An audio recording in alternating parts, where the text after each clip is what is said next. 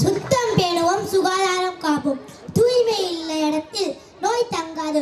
சுத்தமுள்ள வீடு சுகமுள்ள வாழ்வு என உணர்த்த வருகிறார்கள் நம் பள்ளி. தப்சிரா, ஜைனப் சல்ஹா, சமா ஐஷா, ஹன்னா, அனிகா.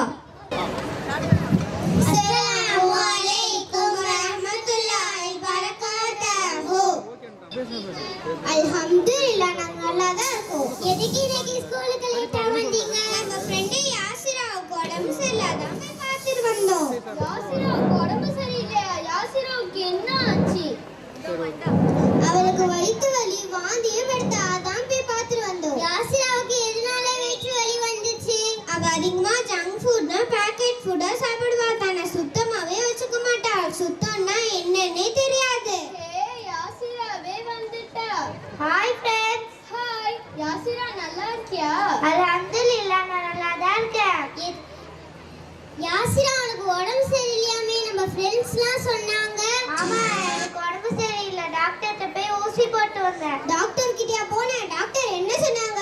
2 வாட்டி டெஸ்ட் பண்ணணும், குளிக்கணும், நகை வெட்டணும், கை கழுவணும், சுத்தமான ஆடை அணியணும், பழங்கள் காய்கறிகளை கழுவி சாப்பிட சொன்னாங்க. அது மட்டும் தான் சொன்னாங்களா? வேற என்ன இல்லையா? சொன்னாங்களே.